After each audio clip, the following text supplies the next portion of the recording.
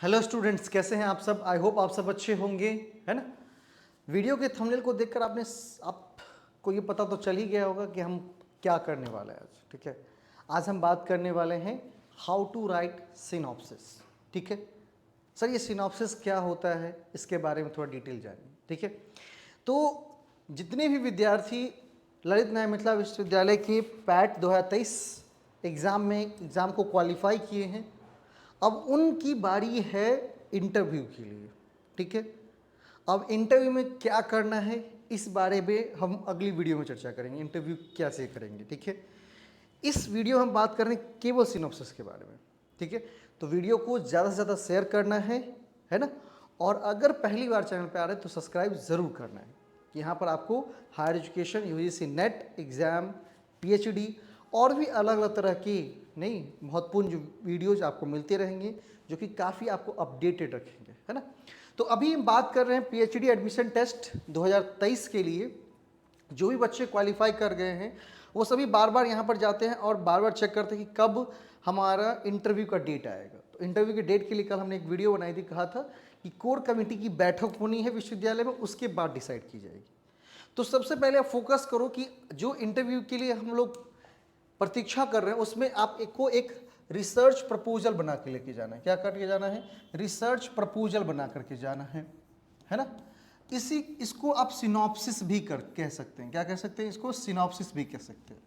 बाकी अगर हम ये बात करें कि ये अभी का जो स्टेप है वो रिसर्च प्रपोजल ही है, क्योंकि रिसर्च प्रपोजल का मतलब होता है कि आप चाहे किसी भी विषय से हो, चाहे कॉमर्स से हो, साइकोलॉजी हो, किसी का कुछ भी विषय हो, उस विषय वस्तु से संबंधित एक टॉपिक को लेकर के, एक सब्जेक्ट मैटर को लेकर के आपको एक प्रपोजल तैयार करना है, जो कि कहीं ना कहीं एक छोटा सा उसका उदाहरण आपको मास्टर्स में देखने को मिल जाएगा, है ना। अब जो बच्चे तैयार किए हैं उनके लिए तो आसान है, जो नहीं तैयार किए उनके लिए थोड़ी मुश्किल है, लेकिन वीडियो को पूरा देखना है, एक एक चीज़ों में मैं बात कर रहा हूँ। ठीक है, अब रिसर्च प्रपोजल, और यही रिसर्च प्रपोजल जब क्या होता है कि अगर आपके एडमिशन हो गए पीएचडी में तो क्या होता है 6 महीने का कोर्स वर्क चलता है।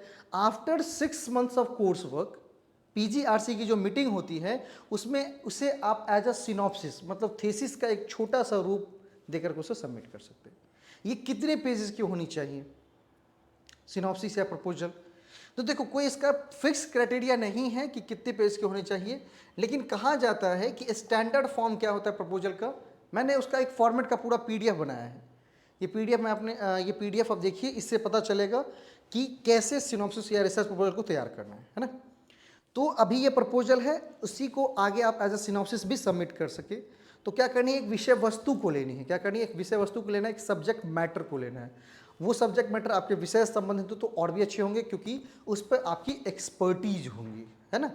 आप चाहें तो मल्टी डिसिप्लिन ले सकते हैं, जैसे कभी लिटरेचर का है तो वो संस्कृति मतलब लोक संस्कृति को ले सकता है जिसको लेकर के, जैसे कोई कॉमर्स का है तो इकोनॉमिक से संबंधित टर्म ले सकता है मतलब, लेकिन अगर विषय से संबंधित हो तो बढ़िया होगा। ठीक है, ताकि आपकी एक्सपर्टीज होंगी, आप कंटेंट को ढूंढने में आपको आसानी होगी, है ना।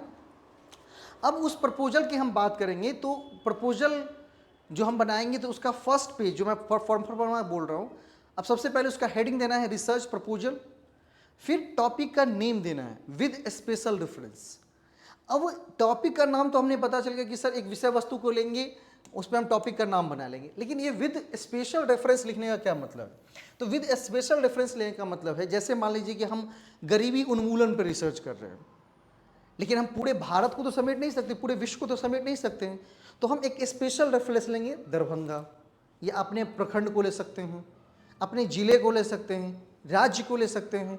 तो भाई यहाँ पर मान लीजिए गरीबी उन्मूलन की हमारा जो टॉपिक है, मान लीजिए गरीबी उन्मूलन है, तो विद स्पेशल रेफरेंस लिखने का मतलब ताकि हमारा जो रिसर्च हो बहुत लंबा ना हो, इसीलिए स्पेशल रेफरेंस लेने की जरूरत होती है। तो मान लीजिए गरीबी उन्मूलन with special reference of Darbhanga city, है ना, ये दरभंगा सिटी, है ना। ये एक मैंने एग्जाम्पल के तौर पर आपको बताया, ठीक है।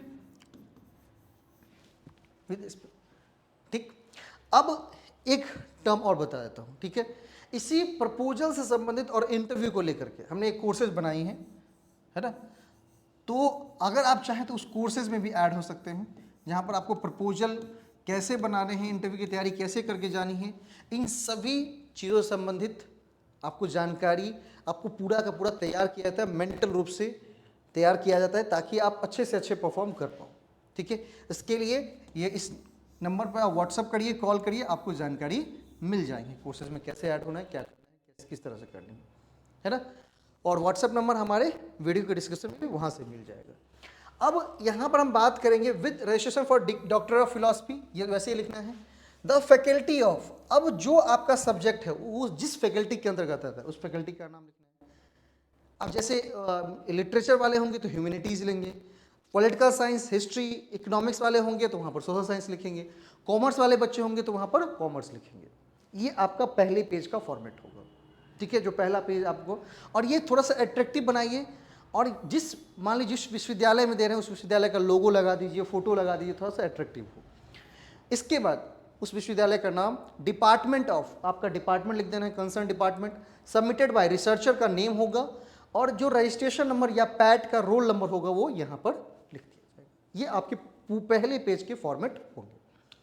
अब सर टॉपिक हमने बना लिया, अब उसके अंदर चैप्टराइजेशन करने होते हैं। क्या करने होते हैं? चैप्टराइजेशन करने होते हैं, कंटेंट्स डालना होता है। तो कंटेंट्स को एज अ चैप्टर के रूप में आप यूज कर सकते हैं, जिसमें पहला चैप्टर जो होगा वो इंट्रोडक्शन का डालना है। ठीक है, पहले ये दूसरा सेकंड पेज होगा, तो सेकंड पेज में चैप्टराइजेशन की हमने बात की है कि पहले चैप्टर में क्या होंगे, केवल इंट्रोडक्शन आपको दिखाने हैं।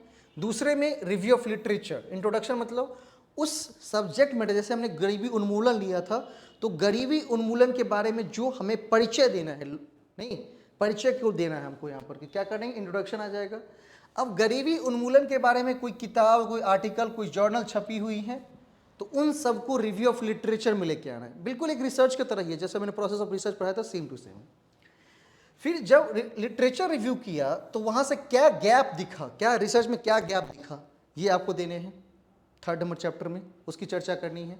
फोर्थ नंबर में रिसर्च गैप जब दिखे तो वहाँ से क्या क्या क्वेश्चंस बने रिसर्च से संबंधित, वो आपको देने हैं। इसके बाद इस स्टडी की, इस रिसर्च की क्या ऑब्जेक्टिव है, ये देना है। वहाँ से क्या हाइपोथेसिस बनेंगी, ये छठे नंबर पे देना है। उसके बाद इस रिसर्च के अंदर कौन सी रिसर्च मेथोडोलॉजी लगाएंगे, रिसर्च डिजाइन हमारा किस तरह का होगा, डेटा कलेक्शन हम किस तरह का करेंगे, सैंपल डिटेल्स कैसे लेंगे, टूल्स एंड टेक्निक्स कैसे यूज करेंगे, इन सभी बातों की जानकारी आपको इस चैप्टर में देनी है। इसके बाद स्कीम ऑफ चैप्टराइजेशन, जब हम सिनॉप्सिस तैयार करेंगे तो चैप्टराइजेशन जो करेंगे तो संभावित चैप्टर क्या क्या आ सकते हैं, list of figures, list of contents, सबको यहाँ पर स्कीम ऑफ चैप्टराइजेशन में दिखाने हैं।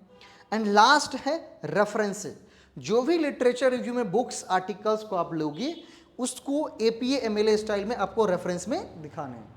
अब MLA APA कब यूज करना है, ये आप रिसर्च में पढ़े हो, कहाँ पर यूज करना है, उस स्टाइल के रूप में रेफरेंस आपको दिखाने हैं।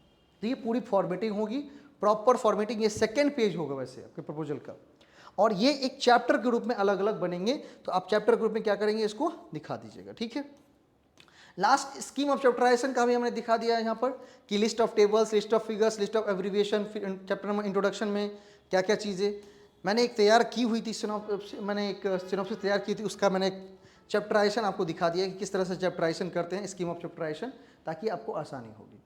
तो ये वीडियो को देखने के बाद आपको ये पता चल जाएगा कम से कम कि किस तरह से हम स्कीम ऑफ चैप्टराइजेशन, किस तरह से टॉपिक्स, किन किन चीज़ों को दिखाएंगे।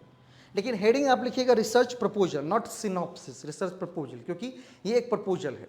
अब ये कितने पेज का होना चाहिए, तो भाई एक स्टैंडर्ड फॉर्म जो कहता है कि 12 से 15 पेज लेकर के चलिए, 12 से 15 पेज लेकर के चलिए। लेकिन जो भी कंटेंट्स उसमें लिखिए, जो भी कंटेंट्स उसमें डालिए, उन सभी चीज़ों की जानकारी आपको होनी चाहिए, क्योंकि इंटरव्यू में इससे रिलेटेड प्रश्न पूछेंगे और वो घुमा घुमा कर पूछेंगे कि इसमें टूल यूज किया है, क्यों यूज किया, कैसे यूज करोगे, डेटा कलेक्शन कैसे करोगे, अच्छा रिसर्च गैप क्या देखने को मिले। तो जो जो चीज़ें आप सिनॉप्सिस या प्रपोजल में आप डालोगे, उन सभी की जानकारी आपको निश्चित रूप से होनी चाहिए, नहीं तो फिर क्या हो जाएगा, प्रॉब्लम हो जाएंगे। ठीक है, तो इस 10 मिनट की वीडियो में आप पूरे सिनॉप्सिस कैसे तैयार करेंगे इसके बारे में जानकारी आपको मैंने दी।